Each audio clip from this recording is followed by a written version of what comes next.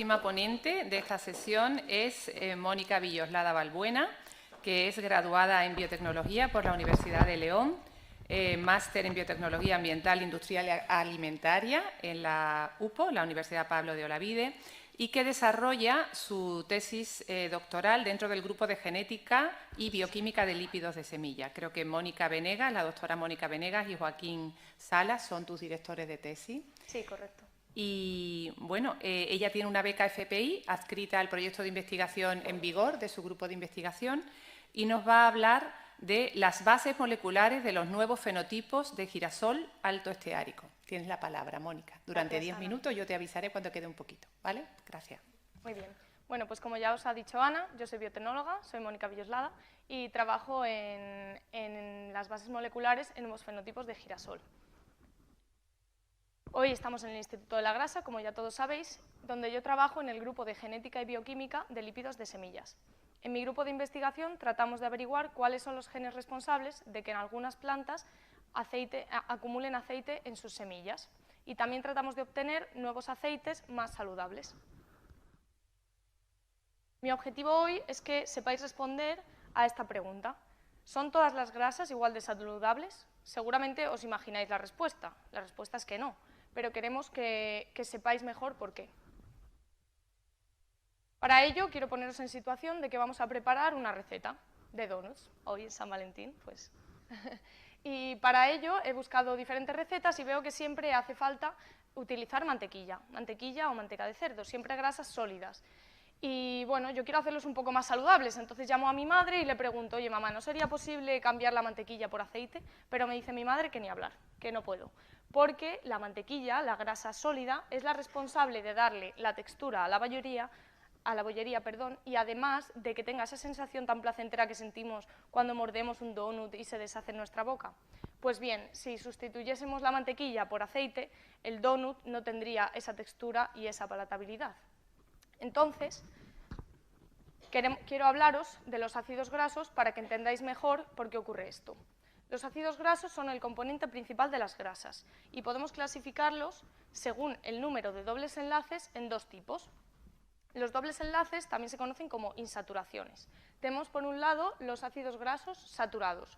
Un ácido graso es una cadena de carbonos, que veis como las bolitas blancas, donde se unen a todos ellos pues, átomos de hidrógeno y al final un grupo carboxilo. Y aquí vemos que no existe ningún doble enlace, todos los átomos de carbono se unen por enlaces simples y esto hace que la estructura sea rectilínea. Estas moléculas se pueden compactar mucho y forman grasas sólidas a temperatura ambiente. Son las que utilizamos para la bollería y la repostería. Normalmente estas grasas las obtenemos de fuentes animales, de fuentes tropicales, como seguro que conocéis la grasa de palma o ahora también el aceite de coco, y también de grasas hidrogenadas, que ahora os voy a explicar un poco mejor qué son. Sin embargo, ninguna de estas fuentes es del todo saludable y tampoco sostenible. El otro tipo de ácidos grasos que existe, según el número de dobles enlaces, son los insaturados, que son aquellos que sí presentan algún doble enlace. El doble enlace es lo que veis en el círculo amarillo, que hace que la estructura de la molécula se curve, de forma que ya no ocupa el mismo espacio, sino que ocupará menos espacio. Bueno, esto lo explico mejor en la siguiente. A veces, a través de los ácidos insaturados, se obtienen ácidos grasos saturados mediante un proceso de hidrogenación. Se bombardea la molécula con átomos de hidrógeno para intentar deshacer ese doble enlace. Pero a veces lo que ocurre es que se forman también ácidos grasos trans, cuando no se deshace el doble enlace, sino que lo que hace es que cambia su conformación. Y estos ácidos grasos trans son ácidos grasos malos para la salud. Por eso las grasas hidrogenadas tampoco son una fuente adecuada de grasas saturadas. Como podéis ver aquí, al estar la molécula curvada, ya ocupa más espacio que las moléculas de ácidos grasos saturados y por eso los insaturados son menos densos. A temperatura ambiente son grasas líquidas, lo que son habitualmente los aceites que conocéis como el aceite de girasol o el aceite de oliva. Las grasas saturadas, según las investigaciones, aumentan los niveles del colesterol malo y también el riesgo de padecer enfermedades cardiovasculares. Y es una pena porque a todos nos encanta la bollería y son necesarias estas grasas para la industria alimentaria y también para algunas otras industrias. Pero existe una excepción a esto, y es el ácido esteárico. El ácido esteárico es el protagonista de mi tesis. Es un ácido graso de 18 carbonos que es saturado porque no presenta ningún doble enlace y ha demostrado que es el único ácido graso saturado que no aumenta los niveles de colesterol malo y que no aumenta la probabilidad de padecer enfermedades cardiovasculares. Porque el ácido esteárico en el hígado se transforma rápidamente a ácido oleico, que es un ácido graso insaturado con muchos beneficios para nuestra salud. Por eso es interesante utilizar este ácido graso saturado en nuestros aceites. Mi grupo de investigación está especializado en obtener diferentes plantas de girasol con diferentes composiciones de aceite. Los aceites tienen diferentes ácidos grasos en su composición y en mi grupo de investigación tratan de conseguir incrementar el contenido en alguno de estos ácidos grasos. Para ello someten muchísimas semillas a un agente mutágeno que provoca mutaciones en el ADN. Estas mutaciones son aleatorias, algunas serán interesantes y otras no.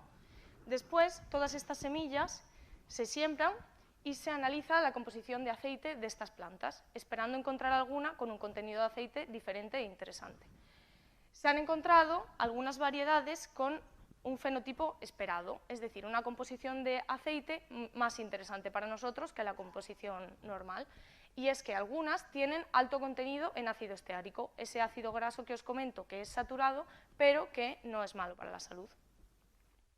En mi tesis hago experimentos de genética, como la PCR, que seguro que os suena después de la pandemia, para investigar cuáles son los genes responsables de que estas semillas acumulen este tipo de aceite. También hago experimentos de bioquímica y simulo en el laboratorio reacciones metabólicas con algunos compuestos marcados con carbono 14 radiactivamente, para poder así ver mejor el seguimiento de las moléculas.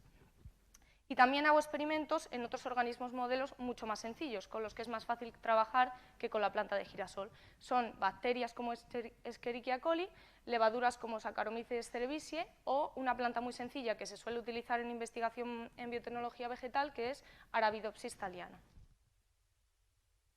Y hemos visto que lo que ocurre es que normalmente el ácido esteárico en la semilla de girasol se transforma en ácido oleico por acción de una proteína que es una enzima que cataliza una reacción.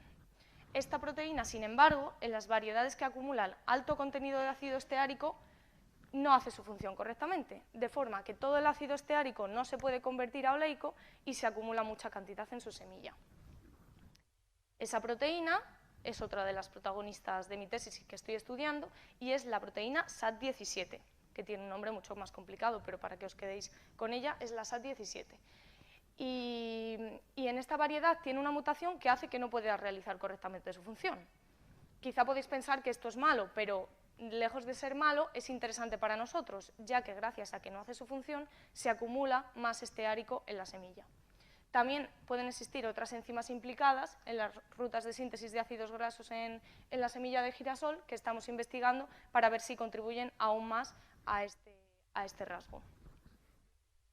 Por tanto, las variedades de girasol que yo estudio son variedades de girasol alto esteárico que contienen un aceite con grasas saturadas, pero más saludables que otras grasas, como las grasas saturadas animales, las grasas hidrogenadas o las grasas tropicales. Y también es más sólido a temperatura ambiente que el aceite de una semilla convencional. Por eso es ideal para la elaboración de dulces y bollería más saludables que las grasas saturadas convencionales. En conclusión, quiero que os quedéis con que gracias a la investigación en biotecnología alimentaria, pues podemos desarrollar aceites vegetales más saludables que pueden ser interesantes para diferentes fines en la industria alimentaria. Y bueno, espero que os haya gustado, que haya sido interesante y que si os gusta la investigación y tenéis alguna duda, luego os acerquéis a hablar con nosotros y os podamos contar un poco más de nuestro trabajo. Muchas gracias.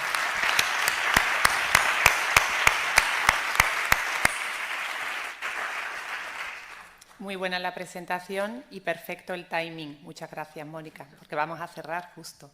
¿Hay tiempo para preguntas, de todas maneras, para Mónica? ¿Alguna pregunta?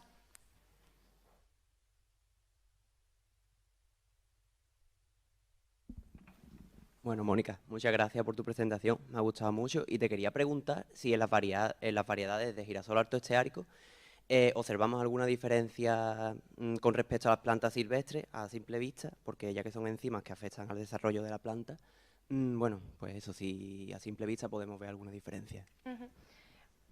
Pues bien, la mayor diferencia y por la que hace falta continuar investigando es porque las semillas de esta variedad acumulan menos cantidad de aceite y también se producen menos semillas. Entonces, al final, de esta planta podemos obtener menos cantidad de aceite que de una planta de girasol convencional.